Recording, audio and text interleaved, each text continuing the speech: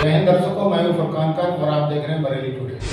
आज हमारे भारत के प्रधानमंत्री वजीर आजम मित्रों श्री मोदी बेंगलुरु में रोड शो किए कुछ 26 किलोमीटर का आप बोलते हैं। आपको मालूम जब मोदी रोड शो कर रहे थे बेंगलुरु में, मणिपुर में 55 लोगों की मौत हो गई। 55 पीपुल हैव डाइड। राजौरी में हमारे 5 सिपाहियों को पाकिस्तान से आतंकवादी आकर उनकी जान ले लिए, मगर मोदी जी बेंगलुरु में क्या है, 55 लोग। सिविल वार हो रही है मणिपुर में, सिविल वार हो रही है, और मोदी जी बोल रहे वो केरला की पिक्चर में ऐसा बताया गया था। मैं पूरे अवाम से बताना चाह रहा हूं, हिटलर को जानते ना, हिटलर को जानते ना, हिटलर ने 70 लाख यहूदियों को मरवाया था। कितने? 70 लाख। और कैसे मरवाया? पहले हिटलर क्या किया मालूम आपको? पहले बोला कि यहूदियों के खिलाफ हेट स्पीच दो यहूदियों के खिलाफ। यहूदी बदमाश, यहूदी जर्मनी के नहीं हैं, यहूदी जर्मनी के बाहर के हैं, यहूदी लव जिहाद करते, यहूदी धर्म परिवर्तन करते। समझ में आ रहा? दिमाग में बात बैठ रही? समझ में आ रहा? वो हिटलर करता था। फिर हिटलर ने क्या किया? पिक्चर बनाया। उसका अंग्रेजी नाम उस पिक्चर का शायद 1940 में इटर्नल जू था। उस पिक्चर के जरिए हिटलर ने जर्मनी के जर्मन्स में यहूदियों के खिलाफ नफरत पैदा कर दी। और उसके बाद क्या हुआ? कत्लेआम हुआ यहूदियों का। मोदी जी, हिटलर ने ऐसा काम किया था। इटर्नल जू एक पिक्चर बनाई थी, उसका जर्मन नाम याद नहीं आ रहा मुझे। फिर वो क्रिस्टलाक का एक वाकया हुआ, राइस्टाग को जला दिया गया। उसके बाद यहूदियों का कत्लेआम हुआ। ये समझो बात को आप। भारत के प्राइम मिनिस्टर हैं, 133 करोड़ जनता का प्राइम मिनिस्टर, मगर क्या बोल रहे? पिक्चर के प्रोमोटर बन गए प्राइम मिनिस्टर, एक पिक्चर के डिस्ट्रीब्यूटर बन गए, एक पिक्चर के डायरेक्टर प्रोड्यूसर बन गए मोदी जी। देश के प्रधानमंत्री और आरएसएस से हम कहना चाह रहे, सबक हासिल करो हिटलर से, सबक हासिल करो हिटलर से कि हिटलर ने कैसे यहूदियों को 70 लाख यहूदियों को खत्म कर दिया था, कैसे नफरत पैदा कर दी थी जर्मनी के जर्मनों में कि यहूदी गंदे हैं, गद्दार हैं, झूठे हैं, जर्मनी के नहीं हैं। ये राह पर कहीं वो हमारा मुल्क ना चला जाए।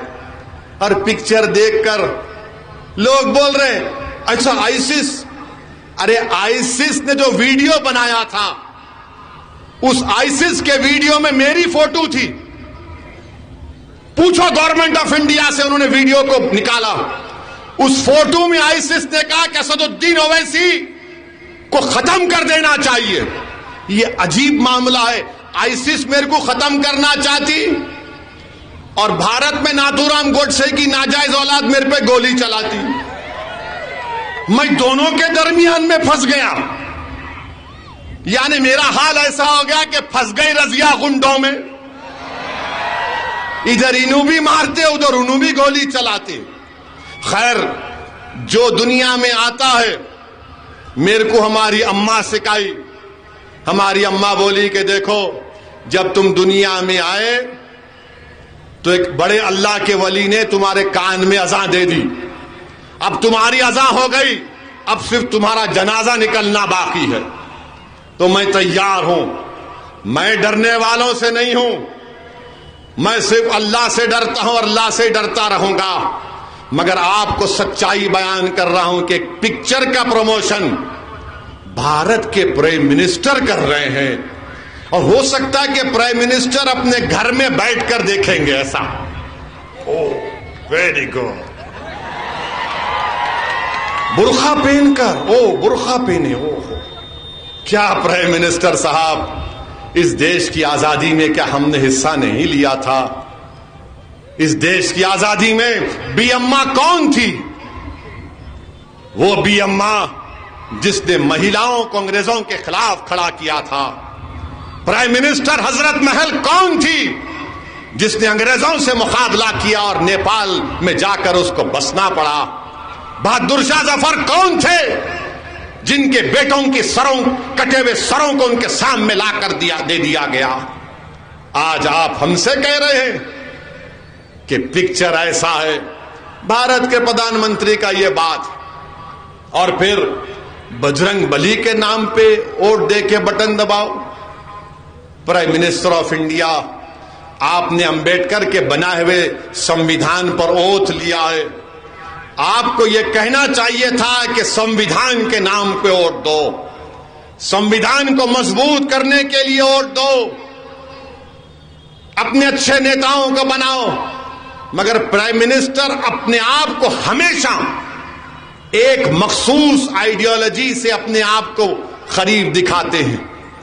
दिल्ली में गड़बड़ हुई तो बोले कपड़े देखकर पहचान लो, उत्तर प्रदेश में गए तो बोले कब्रस्तान शमशान की बात प्रधानमंत्री ने की। ये प्रधानमंत्री का मामला है। यानी अगर आप कांग्रेस को अहिंदा की पॉलिटिक्स पे वोट दिए तो सिद्धरामैया बन सकते।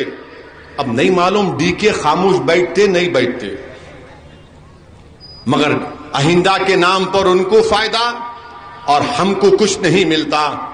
यहां पर नेशनलिज्म के नाम पर जो सच्चाई पर मुबन्नी नहीं है, आरएसएस को फायदा होता है। तो इसीलिए मैं आपसे अपील कर रहा हूं कि आप अपनी पार्टी के एक उम्मीदवार को एमएलए बनाइए। जब वो जाएगा कर्नाटका के असेंबली में तो आपके लिए लड़ेगा, हुबली ईस्ट के लिए लड़ेगा, गरीबों के लिए लड़ेगा। दर्शकों, खबर कैसी लगी? खबर अच्छी लगी हो तो खबर को लाइक करें, शेयर करें, कमेंट में अपनी राय लिखें और चैनल पर नए हैं तो चैनल को सब्सक्राइब करें। जय हिंद, जय भारत।